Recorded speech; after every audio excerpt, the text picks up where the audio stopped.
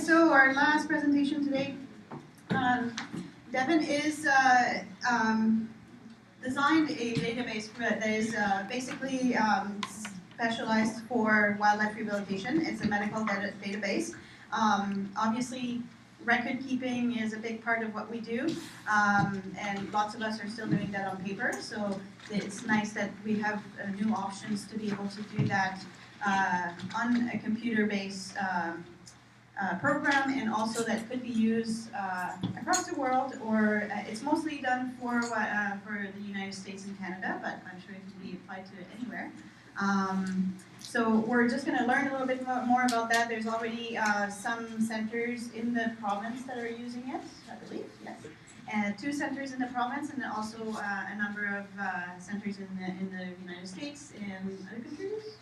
Belize as well, because so there you go. So we'll just learn everything about that program, which is a really valuable thing. Can you grab my book? Huh? My book. Okay, so first of all, I wanted to say thank you for having me here. Some of you may have seen me or met me back in November at WRMD in Victoria. And I was asked to come back, or made arrangements to come back, so thank you for having me. Also, I like to record these presentations, that way I can put them onto the website in case you wanted to rewatch it or show any of your colleagues back at your center. So this will be up on our blog in the next 4 or 5 days after this. Basically, my name's Devin. I've been a wildlife rehabilitator for over 10 years now, and my passion is with wildlife, and I would prefer to be doing that all 24 hours a day if I could, but surprise, there's no money in it. So I also have a job, which is I develop websites and web applications, and so I've got a pretty good sense of how to create databases, and fortunately I do wildlife. And I'm also a registered veterinary technician down in the States. So I've got a big picture perspective of a lot of the stuff that goes into a medical database. So we've got a limited amount of time, and usually there's lots of questions about this. So we're going to kind of speed through a few things and then have a good interactive talk about what's this all about. And I've got a quick 10-slide PowerPoint that basically explains the genesis of how this all came to be. So go ahead, if you would, please. First of all, the coloring is strange on there. It's not the coloring that's on the screen, is it? It's okay. It's a bit off. The database is called Wildlife Rehabilitation MD, or WRMD, or WRMD, which is why there was the big green worm. And it's actually, we created a parent organization called the Wild Neighbors Database Project, which is a nonprofit in the States that basically manages it and some other ideas that we'll have. So we actually are a registered nonprofit, and doing this more than just as a gig. It's become a really professional, important thing to us. And so now it's the last discussion of the symposium, so let's talk about record keeping. Honestly, record keeping is pretty boring. Nobody wants to do it, but it's kind of one of those necessary evils, and it really, really helps us. What we want to be doing, of course, is spending most of our time with the animals, and the little bit of record keeping that we're going to be doing, we should make it as slim and as simple as possible, so we don't have to spend a lot of time really focusing on it. So we need to improve some of the systems that are out there.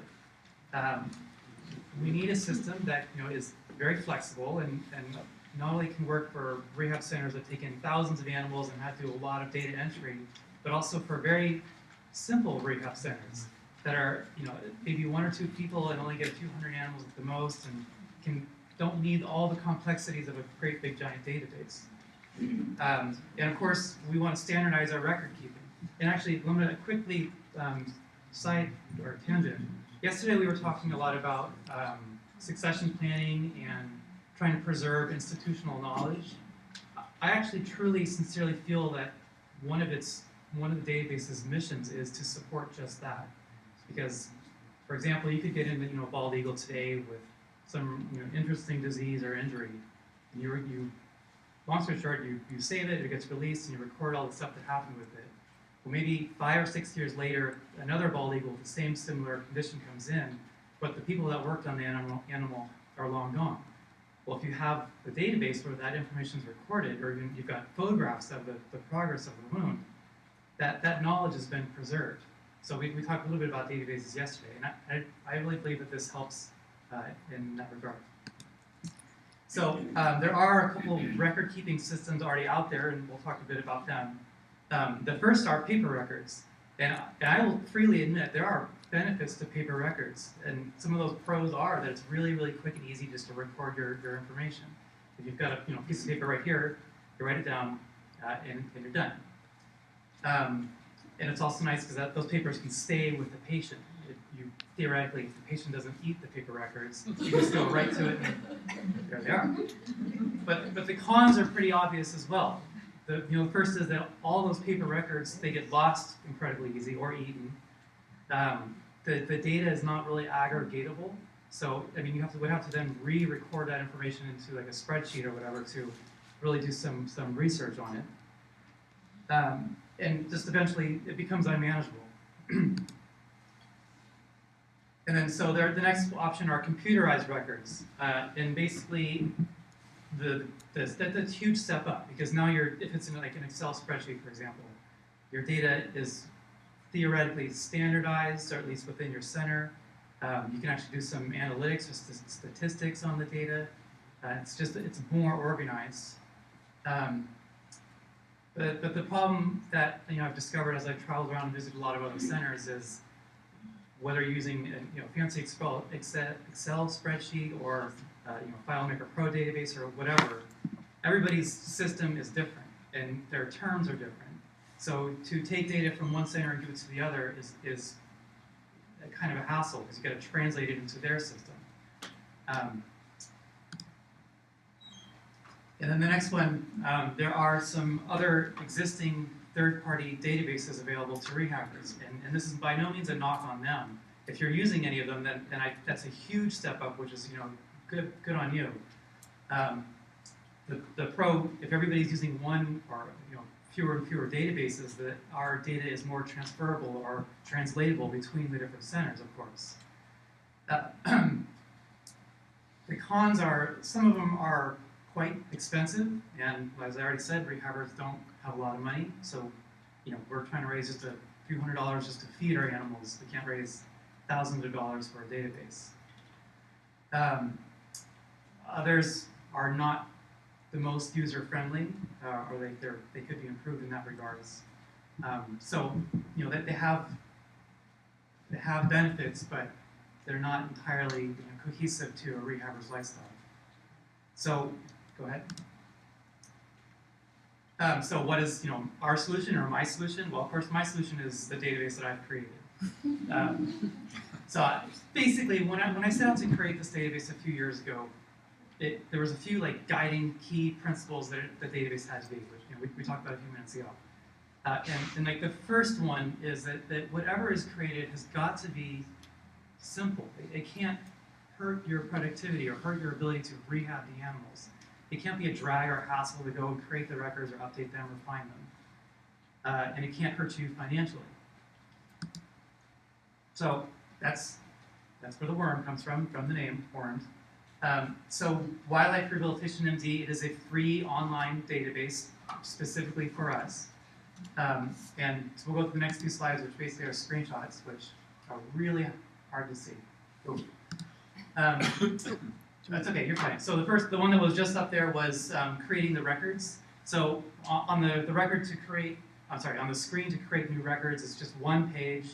It's a very, very simple form. You fill in, what the species is, who's the person that's bringing in the animal, who's the rescuer, and why is that animal coming in. And on that screen, suppose somebody came in with 13 opossums. Instead of creating one record and then another record, you can create, all 13 all at once. Or if you have a rescuer who is like a repeat offender and they keep bringing you animals, you can, instead of rewriting in their information, you can just basically select them and reuse their information, which is also helpful because then you can have a history of how many animals or what animals that rescuer has brought in over years. And And then, so initial care, there's a page about the initial care of the animal, which is essentially the first 24 hours of care, where you would do your initial exam, report all your initial findings, like how much did it weigh, what gender is it, what's its hydration status, what is your findings for the different body parts, and then as well as initial treatment. And then you can record any disposition information if it's no longer pending.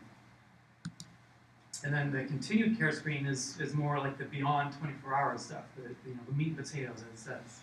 And that's really like the long-term history of your patient. So if you did daily exams, or if it got to a point where you're doing weekly just rechecks, or something as simple as just weighing the animal, or if you did a complete a surgery, you want to write out the entire surgical procedure, this is where that would go. And it keeps the information that it's okay. The information, you're fine. The information that you record, it keeps it chronological, timestamp. So it's easy to read, but it's also saved in there, and also you log in, so it knows who actually created that entry, and it attaches your login or your name to them. And then searching. So there's a couple different ways of searching, and basically they range in between searching for something very, very simple and or specific to doing much more broad searches. So if you just wanted to go to case number 1, 2, 3, you could just type in 1, 2, 3 and go right to it. Or if you wanted to see all of the bald eagles, you could just type in bald eagle. But if you wanted to do something more generalized, like all the bald eagles who received Medicam and their PCV Paxil volume was less than 40, you could do something more generalized like that if you really needed to. And then, of course, you got all this cool data in there after time, so we can do some just very simple analytics on it, like how many patients per day did we actually get in, and broken up by the different classes, like avian or mammals, birds, amphibians, reptiles. What the top 10 species, where did they come from? So just some very generalized analytics on your data. And then, gosh, you can't go hard to see it. I'm sorry. So forget about all the other stuff I just talked about. If you only just put in your records and then the animal's final disposition, at the end of the year, creating the annual reports is like literally click of a button. Where believe me, I've been a rehabber for 10 years, so I know about creating annual reports over months, or a lot longer than that sometimes. Where you get to re-record everything and tally up the numbers, or fill in the form. So one of the greatest benefits that rehabbers enjoy is the annual report is like a snap. So I'll show you it when we actually log in and go over it. But basically, so out of the box, it's meant to be as slim and simple as possible. But people always ask, is there a special place that I can record prescriptions or lab values, or put attachments up there, or some pretty specific questions? And the answer almost always is yes. So what we've done into the database is built extensions, and for whatever your center would like to use, you just turn them on, and that will basically turn on a new area of the database. So there is a prescriptions extension, for example, which allows you to a place to record the prescriptions. And I could spend hours just going through all the extensions, but basically we've made, I don't know how many there are now, 15 or so of them, and they really help with a lot of the just very helpful areas of rehab with what we need. And we'll go through them. Okay, so now we'll go to a quick demo. I gotta put this down real quick. If you guys have any questions at all, this is totally an interactive talk, so please do ask. Move? No, you're fine. Oh, you're already there, actually, but we want that one. Oh, let's go start to the home page. It's really bleached out. I hope that you can see this on the screen at some point. I wonder why. Well, okay, so like I said, it's really bleached out, so I hope that at some point, somehow we can actually get it to being visualized. We have anyway, a second projector if we want to try that. Well, sure, we can. I have no problem waiting, but I don't want to waste your time. Is it in the car or is it in here? Well, let's We'll go continue and then yeah. see. Okay. Okay, so first of all, the database is completely and entirely online, and the URL is WRMD.org. So at any point you can go there and check it out, and there's really good information there. So you can, there's a big giant help section that we created. Yes? What are the hardware requirements to support it? So the only hardware requirement is to have a computer, basically, and internet access. And so as far as what kind of computer, my suggestion would be a newer computer. I mean, the fact is, it'll work on any computer. Not including? Yeah, well, that's Okay. pretty much what I use. Okay. So, of course, a newer computer and a more modern browser is ideal. We could have put it on the flat screen That's and get okay. all the color. No, we're all good. Just squint your eyes. I think you can see things. Oh, hey, look at that. All right. Well done. The squinting really works. Yeah.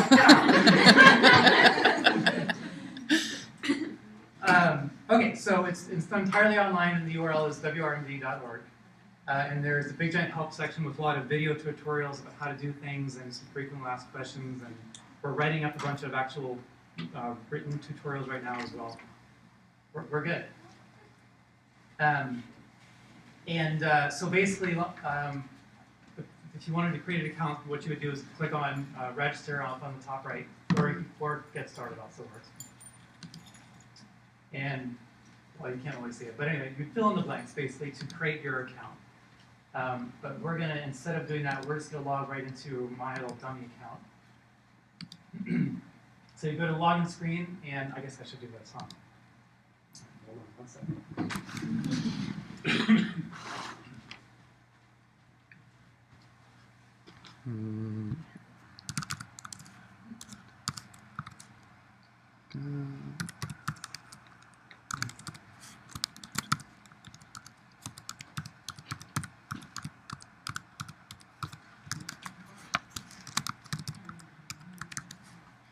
Remember me.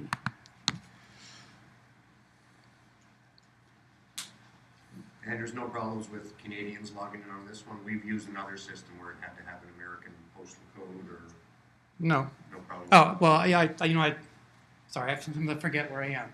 On the registration page, you say what the country is, and if you choose Canada, it'll have all the provinces. So, no, sorry. Okay, so we're logged in, and essentially the home page within the app is just the dashboard, which has some just generic information about the current records that are in here. And I should tell you that in this account, all the records are totally fake. So there's some generic information about how many animals we currently have, or how many we've admitted this year or this week. And then there's also recent messages and news. So we keep a blog, and on the blog we keep updates about things that are going on, so we can communicate with all the users, and we can send messages back and forth in case there's any issues, or if you all needed help, you can send a message to us. So basically, I had a point here. The way that it's organized is across the top are basically links that would be for main areas of going to get to information about a certain case. And on the left are all basically, essentially quick links. Even though one of the areas is titled quick links, everything on there is a way to quickly get to somewhere. And whatever is in this area, no matter which page, is like the meat of the page. So I guess what I'll walk you through is how to actually create a record. So the first thing we want to do is go on the left under quick links and click on new record. And so, by the way, this is actually a really awesome test for me about how user-friendly this is, which I think that it is. Kimberly's never used this before, right? No. So if she can't do this with me standing here, then we should just stop. So hopefully everything goes well. So we're on the new record screen, and it tells us, the new record will be, so the case numbers are in numeric order, 1 through whatever. So the next record will be number 7 of the year 2014. And every year it starts over from 1. So the first thing we want to do is identify the species. So you can type in whatever species name you feel like.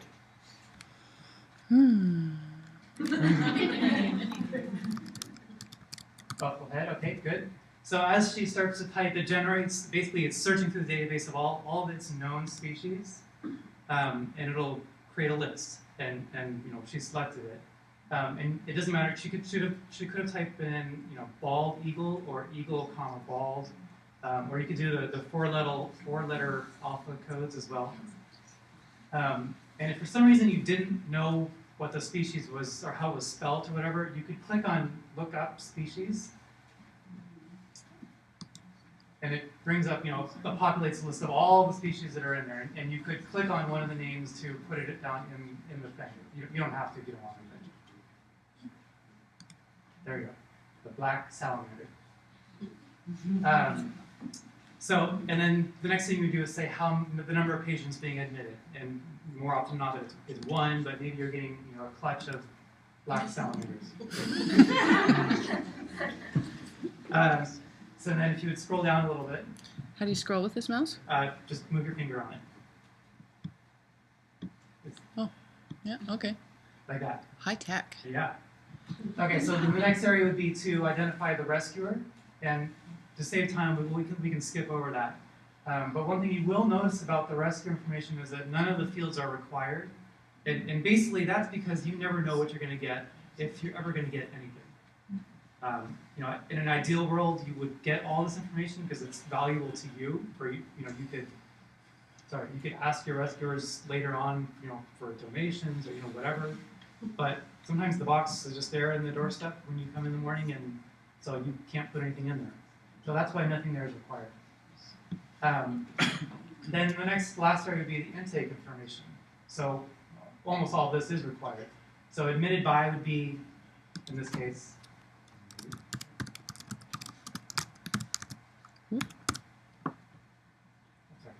the address found just would be wherever black salamanders are in British Columbia. And then the city. Oh, they're almost one and the same anyway.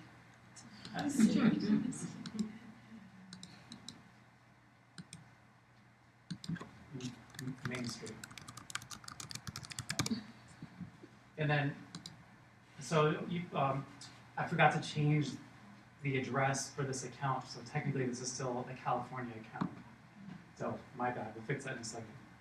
And then the date count. You can put in a date, or you can click on a little calendar thingy to bring up the calendar. Oh. Okay, then the next field is observations. So what did that person, well, we don't have a name for any person, but what did that person observe, or why are they bringing it in? Maybe they saw it get hit by a car, or caught by a cat, or what have you. So just scribble something in there. And then did that person feed anything to the animal, or hopefully not? And then intake notes is just kind of generic other information if you needed to record something special about the intake that didn't fit into one of those fields. There was poop in the box. It's always helpful. It's good to know. And then create these records, or create. Okay, so now those 7, what are they? Black salamanders. They're created. And if you scroll down to the bottom real quick, there was this spot right here which says create this record, and then by default it says create a new record because maybe you want to stay on this screen and just create some more records. But you could have changed it to say create this record and then edit this record, which would have taken you right to it, so you could then edit stuff that's on it or continue to work with it. But now let's go see those records since we've created them. So if you would scroll up to the top, the first thing, well, there's 2 ways I can show you this. Over on the left, underneath recently updated cases, that always lists the last 3 cases that have been updated or created in this case. So 3 of those 7 are on that list there. So we could click on one of those and go right to the record. So click on 13. And I believe, no, actually, well, we'll click on 11. Actually, I'm lying. Doesn't matter. Well, I'll explain what I'm thinking about. Okay, so right now, so this is record number 1411, which is one of the black salamanders. And we're on the initial care screen, so it's first 24 hours of intake stuff. But if we wanted to go to number 10, these little paging buttons allow you to. Okay, so first actually takes you to the very first record. So this is really good actually. So now Kimberly could keep pushing the next button, which would be really a waste of time, especially if you had thousands of animals. Look at that! I didn't even have to say it, and she went right to it. Good. So I think number 10 is the first. It could have been the first. I don't remember. No, it's not the first of the 7. But anyway, the point is, if she wanted to go to the next record, she could click on next or last, would actually take you to the last record, which happens to be one of the salamanders. But on this screen, the intake information, all of this it's already filled out because that came from admitting the record. And if we go down a little bit, so the next area is identity, and identity is basically just further ways to uniquely identify this individual. So he's got his case number, but maybe you put a band on the salamander, a transmitter on the salamander. So you can put that information under the band.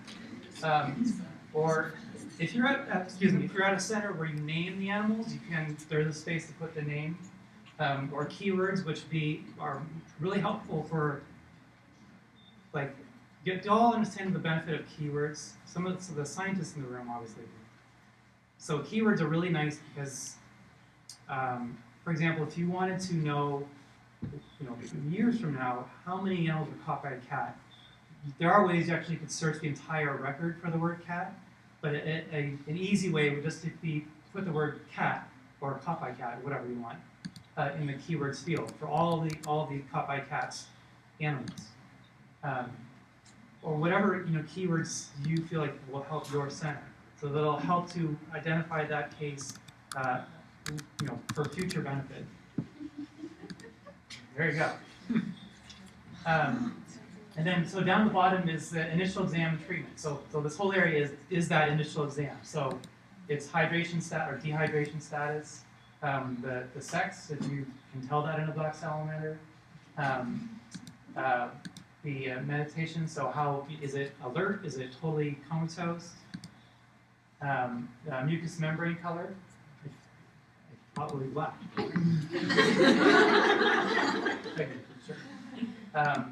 And then, so in this whole area, the required fields are actually the admitted weight and age. I personally would like to make everything on here required because I think it's all valuable information. But like I said, I'm realistic. This should be simple and easy. If everything was required, then you get so frustrated so fast and just walk away. So I just can't get myself to make these 2 fields not required because the weight and age are really, really, really kind of helpful and beneficial to you caring for that animal into the future. So yeah, it probably weighs a gram. Who knows how much a black salamander weighs? And you can look. Maybe it's so for that for a week you could put in a number in there. So maybe it's 1 week or whatever. If you can tell that a black salamander is 1 week old, that's great. So I don't want to spend a ton of time on here, but so there are these fields here for all the different body parts as well. So when you're doing your initial exam, and maybe it's got a fractured leg or whatever, you could type that in the legs field, or you understand.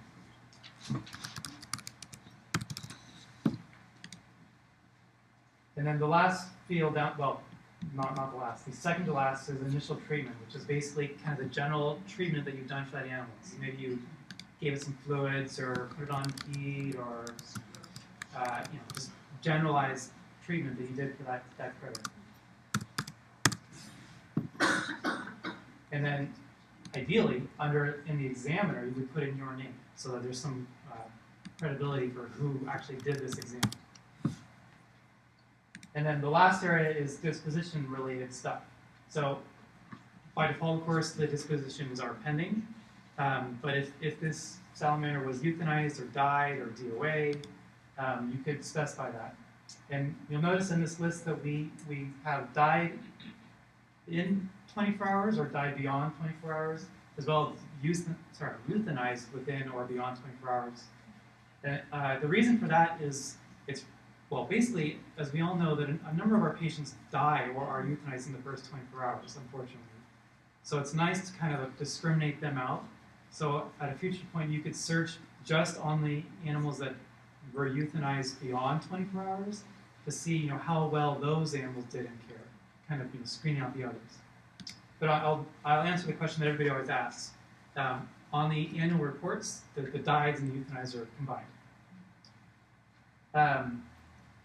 You can also, if the animal is transferred, you could say the transfer type, or if it was released, you could specify the release type.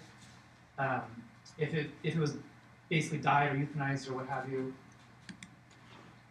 there's a place to put in the date of the disposition, and if it was released or transferred, you could specify the location. We'll fix that. As soon as we get out of the screen, we'll make sure we'll fix that. Okay, so then I'll jump over. So enclosure is an enclosure history. So enclosure is where is that animal now? Maybe it's in aviary number 1 or what have you. Well, I don't think a black salamander would be an aviary. Put it in there to feed first. Yeah. And then enclosure history is not something that you have to use, but it's something that can be very helpful. Because if you take in a large volume of animals, well, let's say your mooses, is that what it is? Meese. Oh boy. I think that's one. Suppose they all start coming down with coccidia, and you want to be able to kind of figure out where was that first animal that caused that that outbreak, and what enclosure. Well, if you keep the enclosure history, you can see how the animals all moved around and when they crossed paths. So that's a helpful field if you're doing a large volume of animals. Okay, and then the last two are criminal activity. If there was any criminal activity for this animal, you can check that box. And as well as was the carcass saved if it's of course a dead animal. So now we made some changes. So go ahead and press update.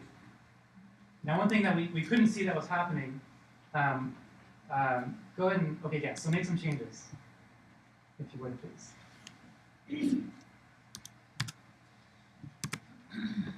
Whoa. No?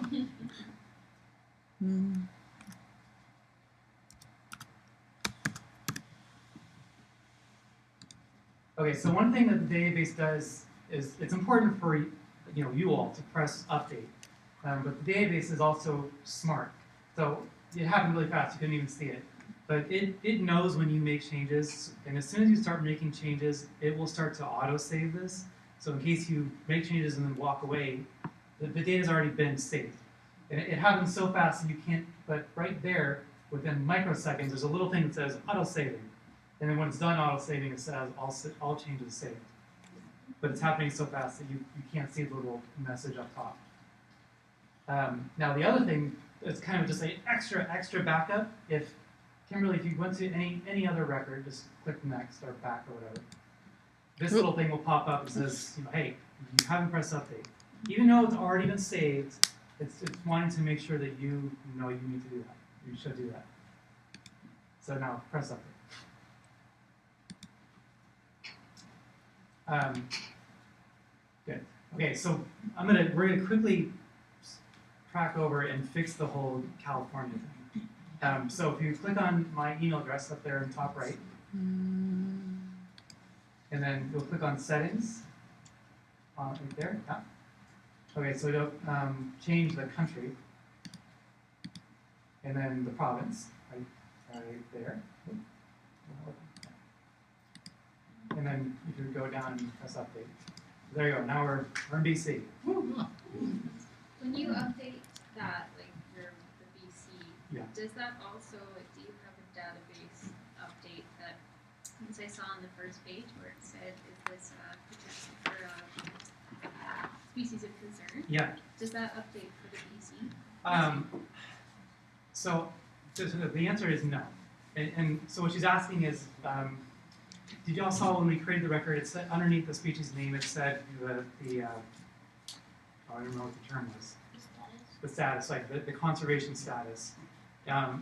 I would love for it to do that, but basically the problem is we started doing that for all the protected animals in the United States, and then we started trying to do it for all of California, and then it just got out of hand because all the states have their own lists, and the two countries have their own lists. It was completely a nightmare.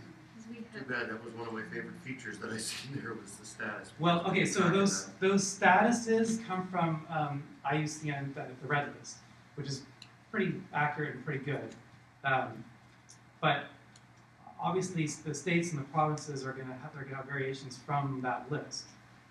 I mean, if it really becomes a real serious issue here, and you need that, then we can do it.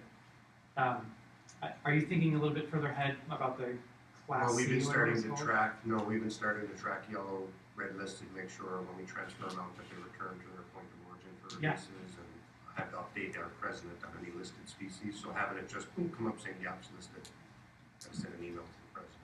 Right. I mean, it's certainly something that's possible, and like a weird, unique thing like this would be basically an extension, which I'll talk to you more about. So maybe all the BC accounts, and just turn on the BC conservation status extension, which we can create. That's one of the really nice benefits of this database. Is it's really easy for us to create unique features of it that won't affect everybody else. Okay, so let's since we're here, let's talk about some of the settings and the things that you can configure in here. So we quote unquote created our brand new account. And all the information about the account is filled in. And with our account, we can have as many users as we want. So if we went to, we'll just go to view user. There are a number of users in this account, and with them, we could change their information, their login, or their email address, or passwords, and so forth. Or you could delete users. But I'll show you briefly, I guess, how to add a new user. So you click on Add New User there. You basically just fill in the blanks, and you don't have to do it. But the couple areas that are important are the permission. So there are different permission levels, and you can specify that you want this new user to only be a user, so they can't get into any of the settings to change anything. You can also, there's a level called viewer, which is nice because what a lot of places do, they create a viewer account for their executive director, so they can log in and they can see everything, but they can't touch anything. So you don't have to do that, but so then you put in their information, put in their password, and the passwords are rules for what the passwords should be. So they're not, you can't just have a very, very loose password. And there's no limit to the number of users. Some accounts have like 20 or 30 users. And then there's, I mean, I don't want to go through all the settings because we could be here for hours just doing that. But I'll briefly mention that there are a bunch of settings that you can change to kind of change the way it displays information to you. Security is one big thing. If you go there, we'll go that one, that people always ask about. So first of all, the database is online, as I've said, which is really, really nice because that means theoretically you could be anywhere in the world and log in and get to your records. But then that kind of has that back, the opposite side of looking at it, that any of my staff or volunteers or whatever could be anywhere in the world and log in, and maybe I don't want them to be able to do that. Well, so from this page, you can restrict remote access. So you can make it so that people can log into the database, but only from your center. And then these settings down here are ways to actually override that so that you can make it so that nobody can log in remotely, but only you and your privileged friends can. So that's actually, so I talked about making, the database had to be as simple and user-friendly as possible. One of the other ground rules when we started was that it had to be as secure and protected, and basically the integrity of the data had to be paramount. And I've shown you a few examples of that, how the database actually auto-saves itself. And here's another example. But we also, we back up the entire database twice a day. So if there was some catastrophic failure, I could easily restore it. And then besides us backing it up, there's actually a way that you can go in here and back up your own data for yourself. And then there's a number of other security things in place, but I don't want to get too carried away with them. Okay, so I guess let's go back to, if you go to continued care. And then, I don't remember the case that we were on. I think, well, it doesn't matter actually. But basically, so let's suppose it's a day or so later and we want to go back to one of our black salamanders. Continued care, like I said, is kind of, it's beyond that first 24 hours. It's really the long-term history of the animal. So actually, I'll tell you what, do you remember the record number of that one we were doing? I think it was number 11. What was it? It was 7. Okay, so if you would go to number 7, please. Nope, it wasn't 7. 13. 11? It's 11. So I know it's 11 because, so we're on the continued care, and this identity stuff it's already filled in. And it's the same stuff that was on the other screen. And if you go down, and the disposition stuff, it's the same information, but from the other screen onto here. So really, the only thing that's different on this screen is this medical record box. And it, of course, it already has the weight and the age filled in. So really the most unique and special part of this whole screen is this treatment stuff here. And so what that's all about is, maybe it's the next day or next week or whatever, and you want to record something you've done with that animal, some observation or treatment or what have you. You could, if you re-weighed the animal, you could put in its new weight. And whatever treatment, exam, procedure, whatever you've done with that animal, you could type it in there. So just type something. I don't know about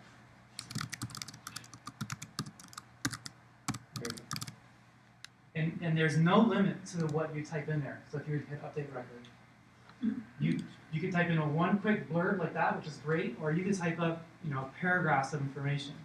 So now, okay, so we have updated the record so that information has been timestamped and is written on the log. And just for fun, let's add in one more thing, if you would. And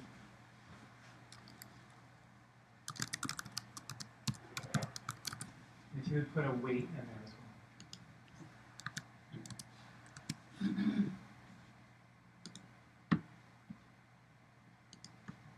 So okay, so the next one has been put in, and they're ordered chronologically.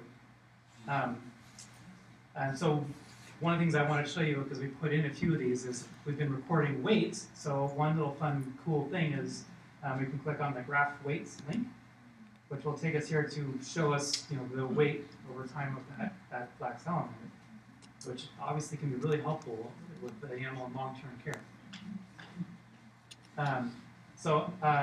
Let's see, go back to continued care, if you would, please. So by default, these entries they're in stone. They can never be changed or deleted. They are basically what happened at that time.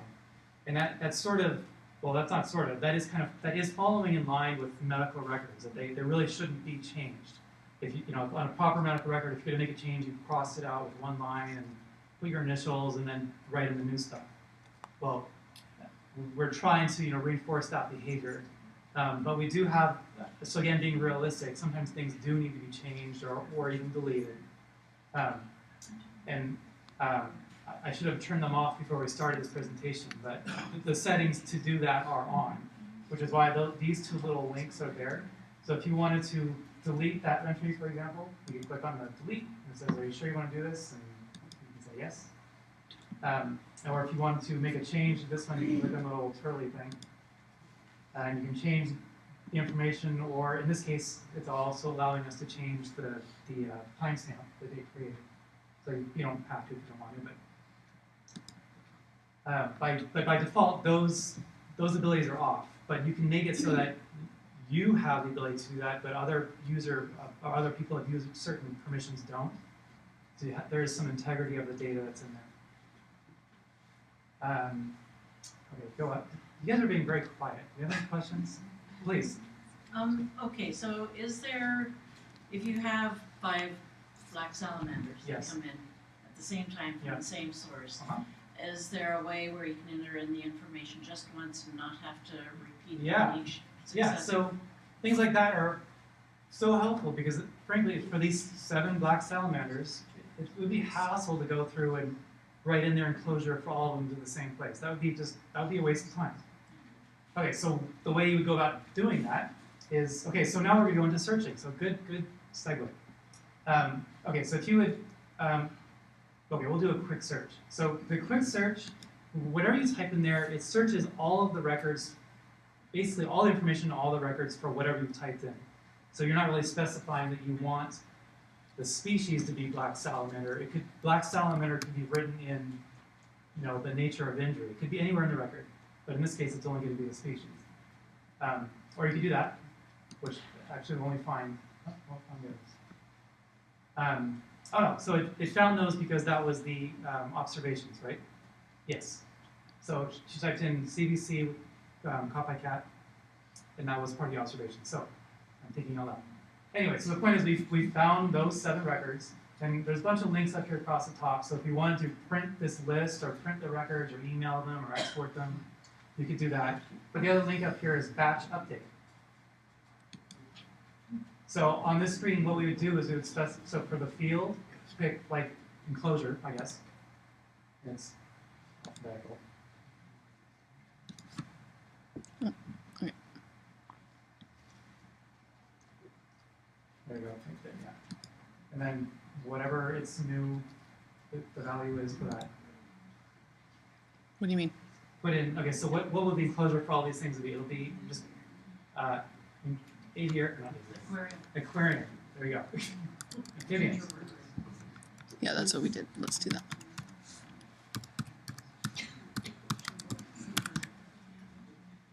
Okay, and then so there's one other field that's over right. That's because there may already be information in that field for a particular record, which for number 11 there is. So we can tell it that we wanted to basically erase that and put in this new value, or we can have it, put a comment just appended onto the thing. And I guess you could say yes and just say do batch update. And what it's done is gone to all those records and plopped in their thing. So this is just one field. If you would click on add new row there, so you could specify all the rows that you need to have updated. Click batch update, and all those things get updated. Does that answer your question? Yes. Good. So we did a little bit actually of searching for records. So that the quick search, like I said, it's a really kind of a broad stroke way to just kind of search for something. You can be a little bit more specific about your searches. So if you clicked on search on the left, on this page it is a little bit overwhelming because on this page is basically all the fields for all of the everything. So if you keep scrolling down, there's a lot of stuff on here. And that's so that you can say, okay, give me all the, this search probably won't even work, but all the animals where the disposition is, I don't know, ending, release, doesn't matter, where it's released, and the species is bald eagle,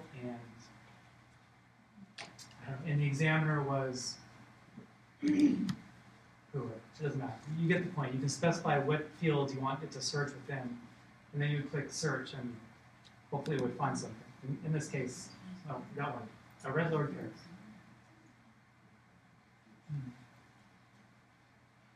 Now, of course, in this case, it found one animal, so it goes directly to that case. In the case where she searched CBC, there were many animals, so it took us to the list where you can see a list of all the results. Okay, what can I show you? Any other questions? Yeah, great. Any plans for adding where you can add a photo Okay, let's do extensions. All right, this is good. Okay, so if you go click on my email on the top right, and then settings, and then list all extensions. So this list here on this page are all the the extensions, the features that you can turn on to make available. And so the first one, attachments, click on activate for that, and we'll do that. And you can see right away that something's already changed. So when she activated a little link up there showed up that says attachments. Autocomplete is a really nice one. I'll show you as well. So activate that. Go down. If you really need to, you can add some custom fields.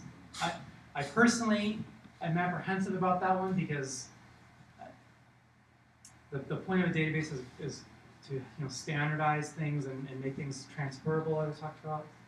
But sometimes there are weird random custom fields that you need just for your needs, so you can create them. Home care, some people call it out care or fostering. So if you have patients that your volunteers take home to take care of, this will help you to basically record who has that animal and where is it going. So it's still technically under your permit, but somebody else is caring for it.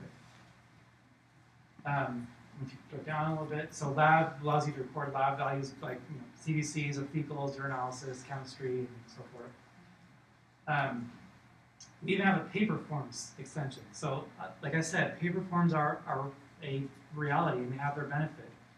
And I'll show you that one, how that works. So if you activate that, and then you have to go back down. Can you show us the husbandry? Yeah. Okay, I'll show it to you. Personally, I don't like it. I'll be totally honest. There's things about it that need to be changed. What else? Okay, so quick admit is a really nice one, so I'll show you that as well. And then, what else? Well, if we have time, we'll go through others. But like I said, I could talk for a long time about each of these.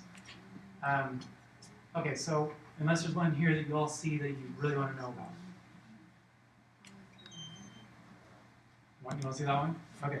So, just because we're doing the volunteer one, let's also do the home care thing as well, because they have a relationship.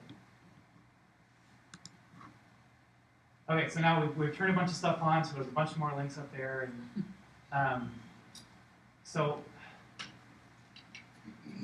attachments. I don't have any pictures on the desktop to show you. Yeah, okay, we'll go to attachments. Go to the first record. To the first record? This one? Yes. I think there might, no, there's none there. Okay, this is bad demo because I don't have any pictures. But if I had some pictures on the desktop, you could just take them and drag them into there, and then they upload and attach to the record. And you can, besides pictures, you can attach PDFs as well. So if you send lab data off, then they send you back the result as a PDF. You can just plop it up there. So when you search, can you search stuff in the PDF as well? You can't. Can't. Okay. So in an ideal world, you would attach it there for the benefit of having it there, but whatever's in there, you would transcribe it into the appropriate place. So it doesn't even have a label that you can put in that can be searched? Well, actually it does, but I can't show you because there's no pictures. If there was a picture there, there's a little link that allows you to type in information about that picture, like where it came from and the source and subsearch. And then that can be searched? Yeah. That's pretty good. So, sorry, if you had lab results from a PDF, dragged and dropped, do you have a box or something in the lab results section that you can tick and say, go see attachments for all the results? But there should be. See, ideas like that are great. That's so obvious. I don't know why I never thought of that. So I honestly, I go to IWRC and NWRA to present, which is fine because I'm talking to a bigger audience. But these smaller groups, I honestly benefit a lot more from because with actually talk, you'll get good feedback. But yeah, that will happen, I promise. Okay, so I'm sorry I don't have the pictures to show you, but yes, you can. Well, one thing that a lot of people do, two things actually, is they'll take pictures of like a wound and put it up there, and then a few weeks later they have that picture to compare the progress of the wound. Or the other one that's very common is they have, especially if they have a digital X-ray, they'll put the X-ray up in there, and then their veterinarian, who could be anywhere on the island, can log in and see it right there. Okay, so let's what should we talk about? What should we talk about next? Home care. Home care. Okay, so home care. So to create a new home care record, you would go. So the first thing you want to identify is who the caregiver is, or the person. And then you need to put in some contact information for that person, like either their phone number or their address or some way to get a hold of them. And if you want some generic notes to tell them, and then just create this home care record. And then, the start date is required. There's supposed to be a little thing there. You can't see. So now, create the record. So the home care record is created, and you can print out a home care sheet which you could hand to that volunteer. So that process was good, but we can improve that. So we'll digress really quick to the volunteers thing. And there's a little link there that showed up on the bottom underneath quick links. I actually have some volunteers in here already, but we'll add a new one. So click on Add New Volunteer and put in their information. The layout that you have here that you've customized, is that specifically for your user? And every other user can customize it to like the husbandry and the necropsy and all that? Or is that going to show up on everybody's? I still don't understand, sorry. Like whoever logs in to put the information in? Oh, it's going to look exactly the same. Yeah. as So what you're setting up? these aren't turned on just for you. They're turned on for the account. Okay, so volunteer 1, is that what you added? Yeah. Okay. Okay, so now we've added a new volunteer, and if there was an email address, you could actually click on that email address to send them an email. Actually, just to make things a little easier, if you could go back to that person and put in like a phone number or an address, if you would.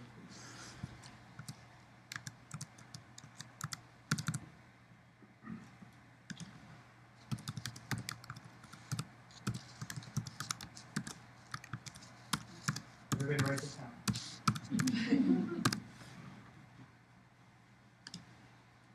Update. Okay, so now if we go back to home care, and even though there already is a home care record, let's create a new one. And you could start typing in this case, volunteer, actually. Oh yeah.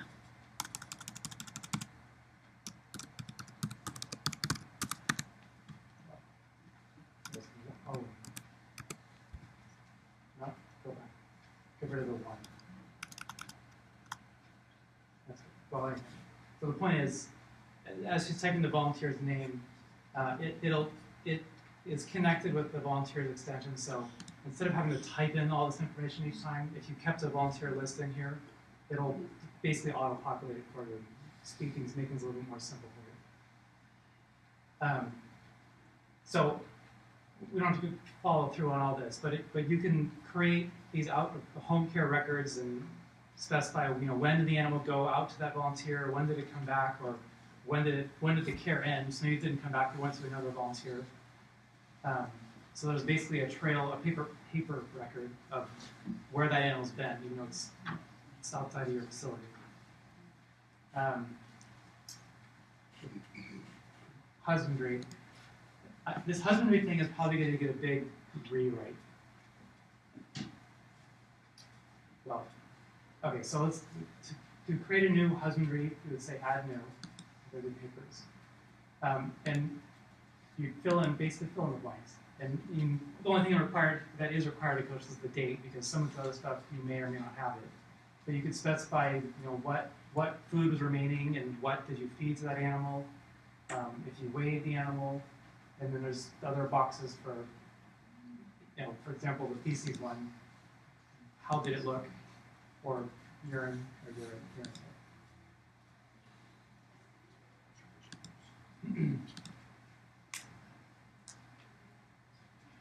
And just click submit. So go ahead, sorry. I gotta fix it on this page. This one has been on my hit list to totally change this thing. But basically, it records your information and pops it up there. And then if you add it in more, it keeps them all chronologically, and there's a point where actually you can graph the information that it's producing for you. But if you have ideas about better ways of doing this, see, this is the weird thing. To me, I think husbandry is easier to do on paper because it's information with the animal and it's easier to record it. So I'm still struggling to find the right way to get it to work onto here, if people need it to work onto here. So I'm open to suggestions and ideas on that one. But one thing I did want to show you is, okay, let's turn on one more extension, if you would, please. Thank you. Read settings. You don't even need me anymore. List all. And then do prescriptions.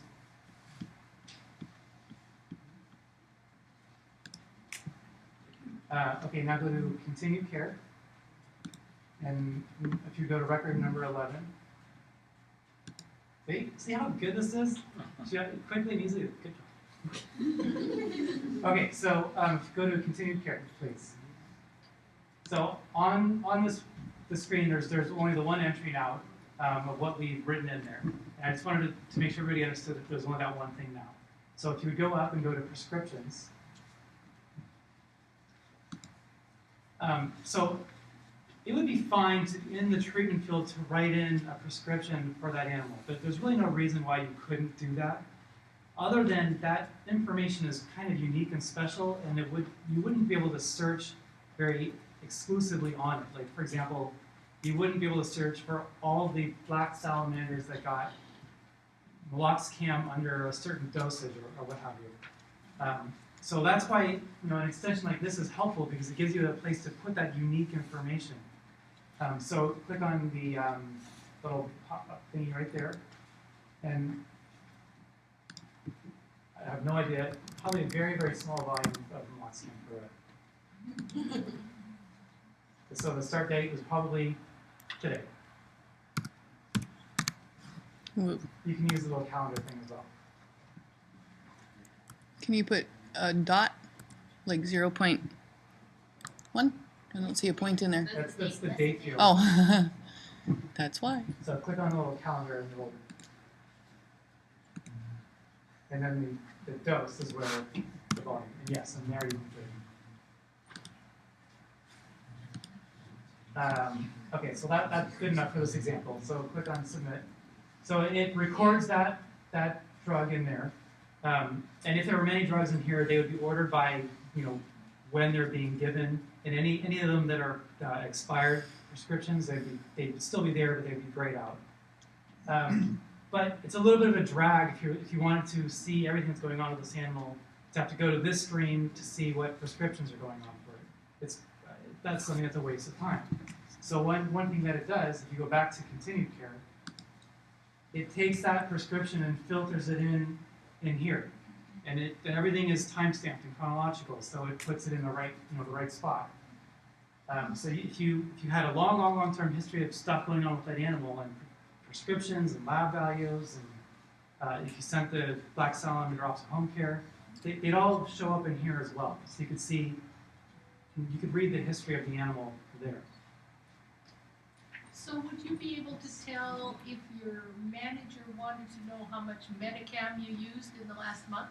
Would you be able to get that out of this record? No, but so something like that. So one of the things that is also on here are reports. And some of those reports are not on there by default. They turn on or become available when the extension is turned on. So there are these prescription reports, but something like that certainly could be made and created, and it probably should be. It'll tell you the volumes that you use per drug. One of them that is on here is a controlled substance log, and it's not. But if meloxicam was controlled, and you click the little button that specifies that it is, it would go up on that log. This log does not actually calculate the volumes that have been used, because there may be stuff happening outside the database it doesn't know about, but it at least puts it in there so you can then transcribe that into your logs. What else? Okay, so one of the other things that people often ask, which I'll answer for you now, is if you're admitting records and you're typing in the city found, it's kind of annoying to have to keep typing in the same city over and over again, or keywords. Sometimes you don't want to have to keep typing in the same keywords. So wouldn't it be nice if there was like a drop-down list instead? So that's what that autocomplete extension was all about. So actually, if you go click on the email address and go to settings, so there's now a little link there that says autocomplete settings. So in here, what we do is we specify a field that we want to turn an autocomplete on to. So let's see, let's do. That's not a good one. Disposition location. Or city found. Where is that? City found. There you go. City found. Okay, so then now in here, write in a comma separated list of some cities in the area.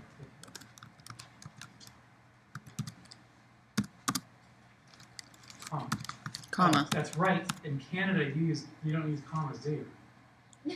We use semicolons a lot. We do use commas, but we use semicolons a lot. No, this is something gosh, Canadians.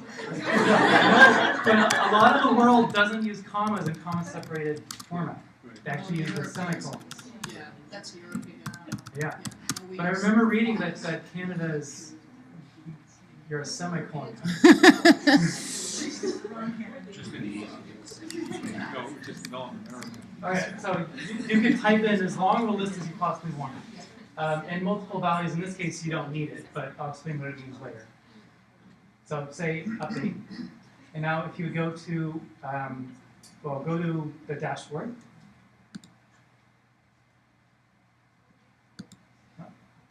Thinking. There you go. Okay, so now go to new record. And we're going to ignore all this stuff, but go down to the bottom to the city found, or in this case, province found.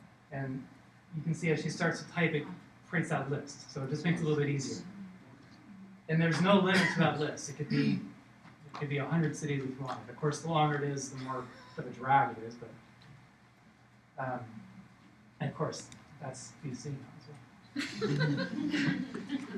And you can do an autocomplete on almost any field in here. So people often do it with all the city fields, or the keywords, or if there's very common prescriptions that you do, you can put one in there. Yeah. Can you make it alphabetized though? Because that wasn't alphabetized. Yeah, but well, you should be a way to alphabetizing it so that it shuffles it for you, because then you can find them more readily. Write that down. No, I don't have a pen. Yeah. Oh, I got one. Just a second. It's handy. I mean, I keep going to saying this, but like, so this whole thing is like community driven. Besides, I should also say this is more than just me developing this.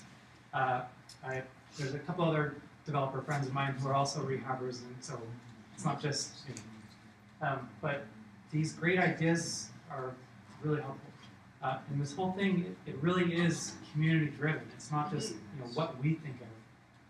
I mean, you have a great idea now. Other rehabbers all over the states have had great ideas, and that's how this has grown to become more fluid. What other questions? Supposedly you have 15-ish minutes, and I want to make sure to answer all your questions. Under the necropsy, do you have Right, spots? there you go. Sorry. Because like I get a lot of my necropsy reports back from that, so I spot you can drag and drop from other necropsy. So one thing, if it's a PDF, you could attach the document. But yeah, if you go to necropsy, then it's very, very similar actually to the intake form. You just put in the date, and there are fields for all the body parts. And then a conclusion field as well. Yes? So do you guys actually have a place on there, like I use Open Office, for example, which is also community driven. Mm-hmm. Do you have a place where people can actually sign in and send you stuff or help develop it? Like, rather than having to email you and go, what about this? Right. Do you have a place that can be accessed on the No, so at the moment it's all closed source. And the number one reason that it's closed source is basically to preserve the Yeah, you integrity don't of want it. to. Right. If I open this up and somebody could find a way to just break in. Yeah. I Right. think what they do, I'm not sure, like with Open Office, I think they have a separate place where they're developing the next level. Yeah. And then they do it. I was just wondering, because sometimes that can be useful for. Right. Right. But you probably know more than I do about that. Okay. The two of you had a question. I was just wondering what the relationship between paper records. Oh, yes, thank you. Okay, so go to, well, okay, we're still on number 11. So we filled in information about this black salamander. And on the top of basically every page we've been to have been these two links that have shown up when we clicked on paper forms. So if we click on intake form, it produces click on it down there now. It produces a PDF form, which we didn't put a whole lot on that record, but basically it's a paper record version of that case. And virtually every single field on here matches a field that's actually in the database.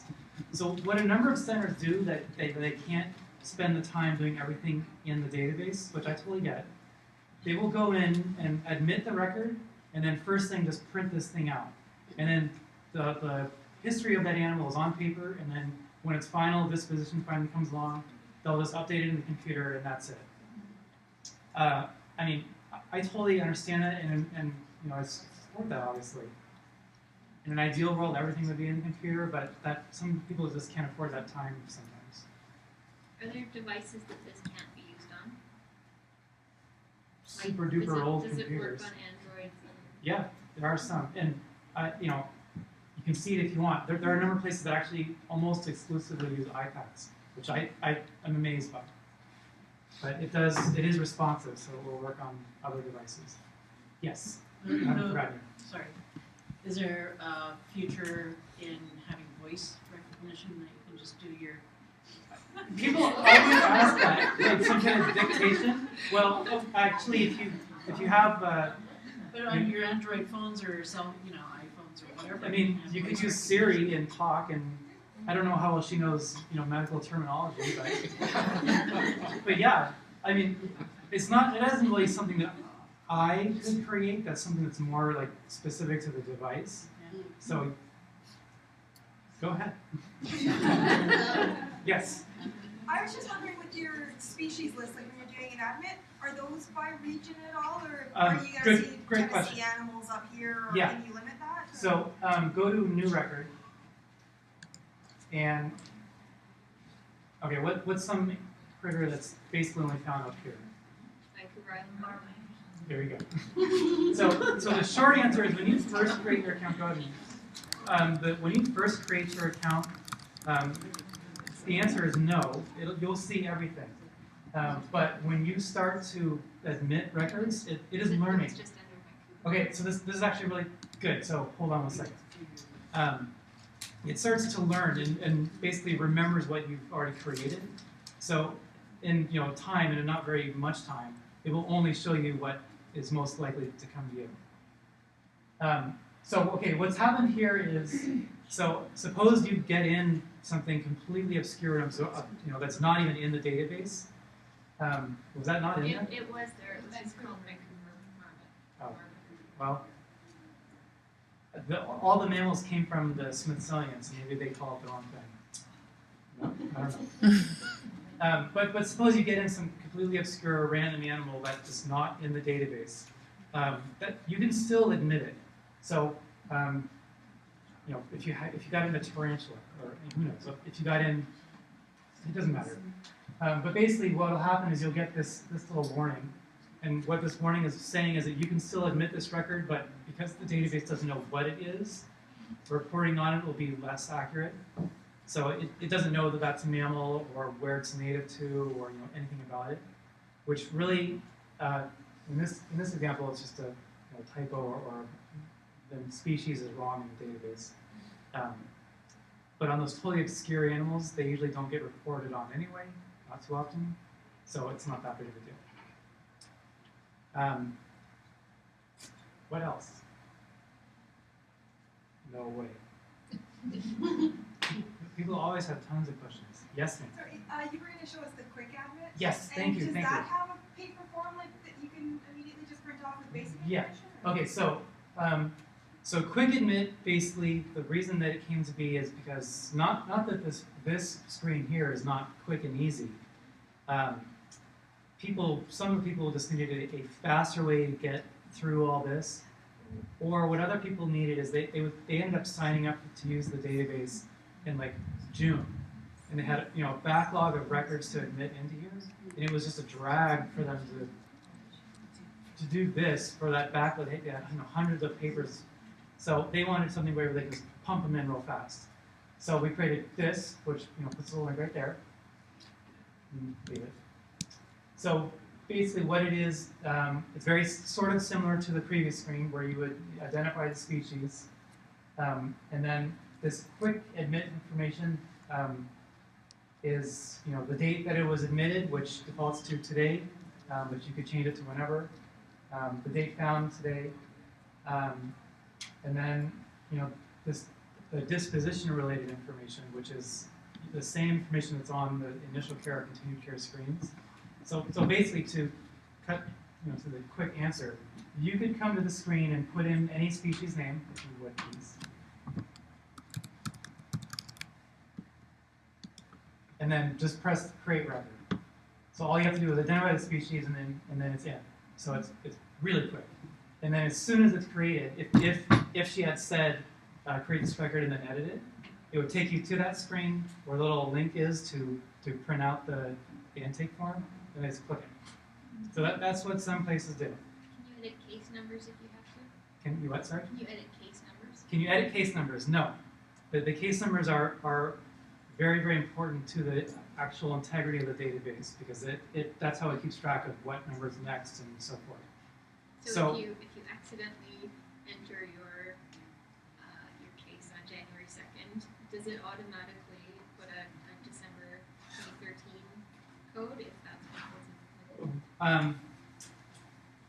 Well, okay, so there's a number of answers and all of that. So the first is, suppose if the animal came in any time in 2014, but it, for whatever reason, got the wrong data admitted. If you go up, please, and go to initial care, I guess, doesn't matter. There's a little link there that says change species data admitted. So you can use that to change the date. But if you needed to admit a record in the 2013 database, and even though it was January 1st, what you would do is, if you go to the dashboard, there are a few different ways to do this, but I'll show you the clearest example way. There's this thing right here which allows you to switch the year. So you would click on 2013, change the year. You want me to do it? Yes, please. And then, and now go to new record. So this new record will be, in this case, 2013-97. So that would be the ideal way to do it. Anything else? Really? You're all experts now? Can I ask you something? Please. Is this kind of like Facebook? Am I getting sort of the same thing? You can have friends. I hate You Facebook. have This is not like Facebook at all. access your data. Oh, well, okay, those are important questions, thank you. She's asking, can other people access your data? Nobody can access your data that's not a user in your account. So no other accounts can access it, and you cannot access any other accounts.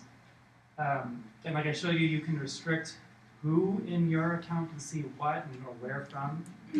So your data is your own, and that's basically the end of it. And if you want to use this, then that's great. You're welcome to, of course. But if you decide you've had enough of this, at any time you can export out all your data and walk away. So you're not locked into us, and we're not going to steal from you, and nobody's going to steal your data. But that kind of segues into another one. There was I was talking about the big deals that we wanted. The third one was that so all of our organizations, we have these records that we're creating, and the problem is that that information is kind of gets stuck into one center. So what we really want is a way to see trends and information from all of the centers, so that basically all of BC can benefit from, like, you know, the big picture. And I mean, the whole Schedule C thing. I turn all the cameras off. I don't know how well the provincial government can say what animals are, how they're affecting what, and what diseases they're really encountering. But I mean, using something like this and looking at the whole provincial information, I mean, really can benefit you all to fight back with this Schedule C thing. I'm trying to be careful with my words. But. Is that what share record is then? Well, okay, so thank you for reminding me of that. So sharing records. So if you wanted to print this record out or export it or email it, that's what this is about. So you would, in this case, you would, there's nothing on this record, but you could print it. And by default, there are certain pieces of the record that are not included, just to keep it simple, but you could tell it that you wanted to include all these other things if you wanted. I don't think there are any attachments for it, so a lot of, 1 second. And the same exact stuff for emailing. You just choose what parts of the record you want to include, and then you can email it to whomever. And then exporting it would either be to Excel or comma separated. And it actually, there won't be anything on there, but there's a share history, which will show you every time the record's been shared or basically gone out of the database, it keeps a log of that so that you know when information is leaving. Yes? So if I transfer a patient to another facility, I can just share that with them, that one file? There's a few things that we're working on right now, and that is like one of the top 2 or 3 things. So, well, did everybody hear the question? Yeah. We're trying to figure that out. So the basic point is it can be done, but we're trying to figure out the logistics of it. So, for example, if you shared a record directly with another account, should that shared record be like a collaborative thing, like both of you can use it at the same time, or are you're giving to them and you're out of the picture? There's a bunch of just like, some places, whatever. Some places are very protective about how they do certain things. They don't want other accounts or other organizations to influence that. Basically, the problem is that there's people involved in this. So functionally, it's very, very possible.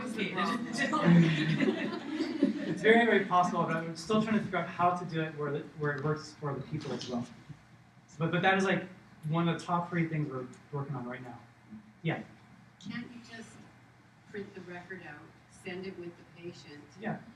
You're closing your record off. Yeah.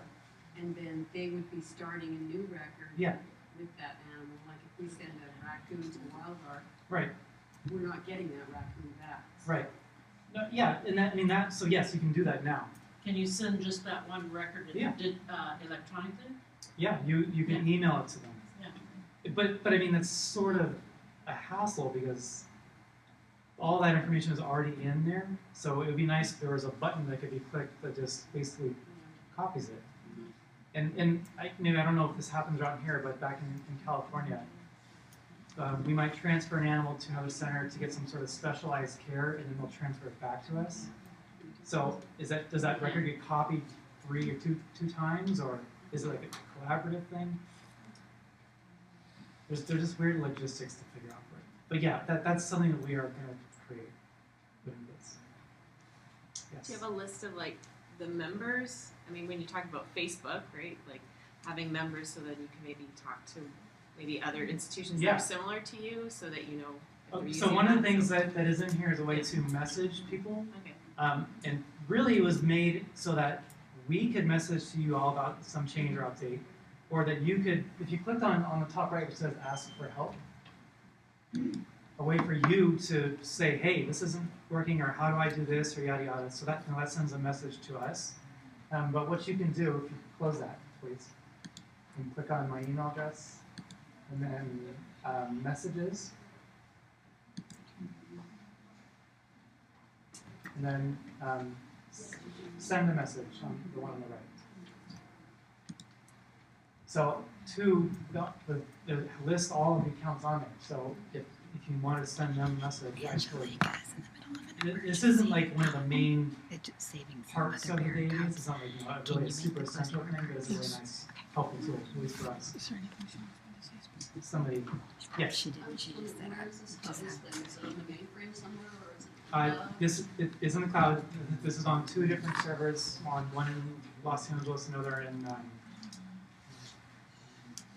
that place on the East Coast. Another place. New York? No, not New York. It'll come to you. It's one of those states over there. Vermont? New Hampshire? Vermont, thank you. Vermont.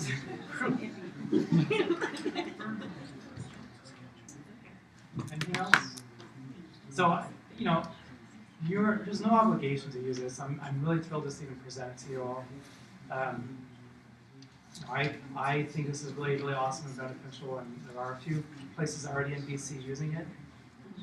So when you feel the time, if you want to talk more about it, I've got some literature if you want it. The places that you've got using it, do they have like a computer in every holding room or like a tablet in every holding room that the volunteers would be entering information? I actually don't know about the places in BC. Well, yeah. is implemented it this year. We were just trying it out. We started when January 1st hit, of course. So far, that's the main problem that we're having because we don't have a big facility. So we do have one iPad that we're using. So we didn't go. We're still using our case sheets as our main focus, and we're just introducing the data for the yearly report and all of that. And having the feature with the pictures, it's really cool. Yeah, keeps it hand in hand. But yes, that's one of our main problems is we don't have enough gadgets for everyone. If there's more than one person doing medications, we can't all be using them because we don't have enough computers for everyone to share, right? So, but it's definitely very useful and we totally recommend it. Thank you. I did not pay.